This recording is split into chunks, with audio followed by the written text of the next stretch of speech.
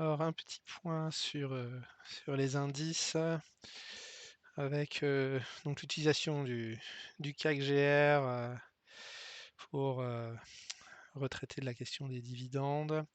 Donc je rappelle le scénario, c'est que depuis 2009, donc on a eu d'abord une cassure de structure, un pullback, une construction, une impulsion, une consolidation et la deuxième impulsion. Et donc l'idée serait que ici on arriverait en fin de construction en mensuel. Et donc on recherche voir s'il y a un retournement sur les unités plus courtes.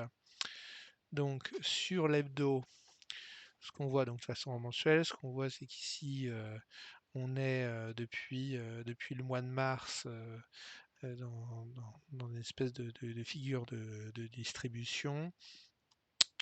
On a eu ici une mèche qui suggère la liquidation, donc on va reprendre les unités plus courtes, donc en unité semaine et en unité journalière. Donc voilà, on est arrivé ici en journalier, une cassure de structure là où on est arrivé sur donc on a cassé en clôture les plus bas de ces corps là. Et ensuite on a fait la liquidation en venant casser ces plus hauts. Et donc si on construit bien une figure de retournement correcte, la prochaine étape serait en hebdo de venir casser ce plus bas. Voilà. Ce qui est possible aussi, non, c'est qu'on soit dans une figure de continuation haussière, et auquel cas on peut revenir en fait dans cette zone-là qu'on avait là, fin avril, début mai, pour fermer donc tous les ordres qui ont servi à faire ce pullback avant de repartir. Donc on pourrait très bien ne revenir que sur cette zone-là ou même aller, on va dire, jusque ici, vers cette zone-là. Voilà. Donc, en journalier, ici, on a eu une première impulsion. Et donc là, on était en train de construire le pullback. Pour regarder en heure, là, hop. Donc on voit, on est arrivé ici, distribution. On a liquidé la distribution, le pullback de cassure de structure en horaire. On revient et ensuite on distribue.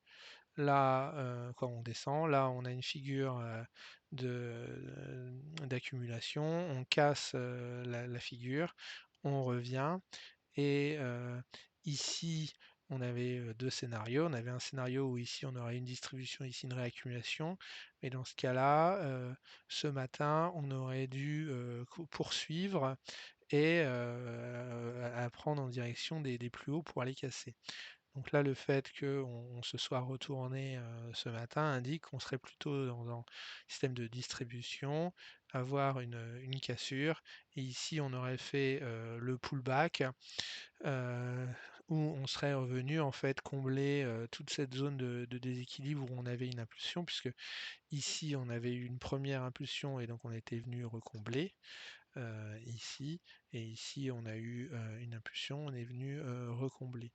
Et donc là, le fait qu'on casse à la baisse, pour moi, c'est le signe que ici, on a eu en journalier une impulsion, qu'on fait le pullback, et maintenant, on devrait distribuer, et donc revenir à minima à combler toute cette zone, mais le fait que ici on est monté et on a distribué me laisse penser qu'on devrait plutôt aller rechercher les liquidités plutôt que de simplement combler. Alors je vais remettre journalier.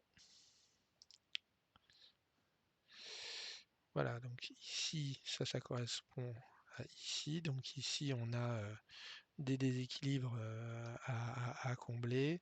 Mais ce qu'on voit, c'est que ici, on a une zone de liquidité avec un plus bas, plus bas, plus bas.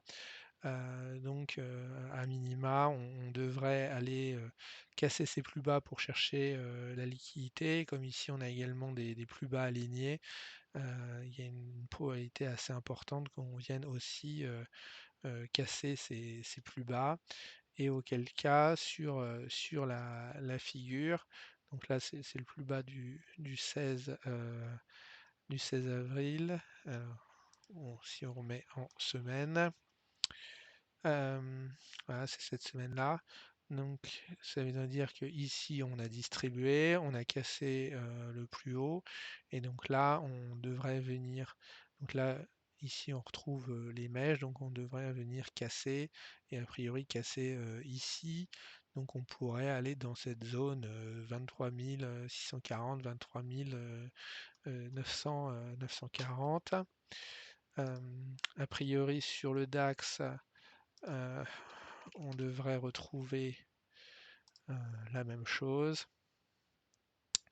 Donc avec ici de la même façon une cassure de structure, ici on liquide, et ici on a eu une impulsion en journalier, on a réintégré ici, et donc maintenant on devrait avoir le mouvement impulsif pour nous faire revenir à minima dans cette zone-là, mais plus probablement, comme on a ici eu un mouvement impulsif, venir chercher les liquidités.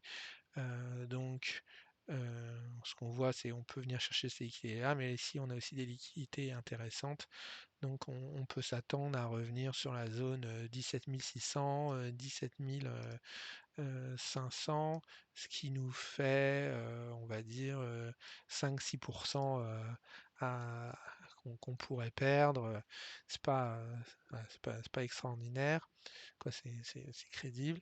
Et qu'est-ce à quoi on peut s'attendre dans ce scénario-là, c'est que si on est dans une figure de retournement en hebdo, on aurait eu ici la cassure, on reviendrait ici, à ce moment-là, on devrait ensuite faire un pullback. Et donc, si dans la baisse, on a une accélération, euh, on devrait venir en fait dans le pullback combler les déséquilibres qu'on a sur cette zone-là. Et donc, à minima, on va dire faire le 50% de cette zone, c'est-à-dire vers les 18 400, mais plus probablement plus haut vers 18 500, c'est-à-dire on viendrait là, hop, et on remonterait. Et à ce moment-là, les gens nous diraient qu'ici on a construction d'une épaule, une tête et une deuxième épaule avec la ligne de coût qui se trouverait ici au niveau des 17 630. Alors évidemment sur le CAC ça n'apparaîtrait pas comme ça à cause de la distribution des dividendes, mais voilà un peu l'idée. Donc les constructions devraient mettre un petit peu de temps puisqu'on voit ici qu'il s'était passé un mois pour faire cette tête, quoi, pour faire cette remontée. Donc ici, on peut s'attendre à ce qu'on arrive au niveau du bas, on va dire vers le 21 juin, quoi. Enfin, voilà, enfin, ce qui correspondrait à la fin de l'expiration du trimestre, et auquel cas on aurait voilà, probablement un rebond en juillet qui pourrait durer, je sais pas, il peut être rapide comme il peut être, voilà, on ne sait pas le temps, et ça nous amènerait à une baisse qui pourrait intervenir en août et septembre, sachant que septembre, traditionnellement, un mois plutôt mauvais, et, euh, et donc on pourrait voilà, se dire que en septembre-octobre, on pourrait si on fait la tête ici, on pourrait revenir dans cette zone-là. Voilà. Euh, Possiblement ça ici, hein, si on fait le report de range ici. Et après, on aurait, ici, on est toujours dans cette construction, un rebond, et avant d'aller sur ce plus bas. Euh, voilà.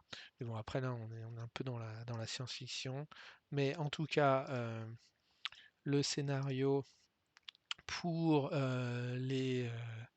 les jours à venir, c'est une poursuite de la baisse avec l'idée ah, de perdre 5 à 6% normalement relativement rapidement. On verra bien ce qui va se passer.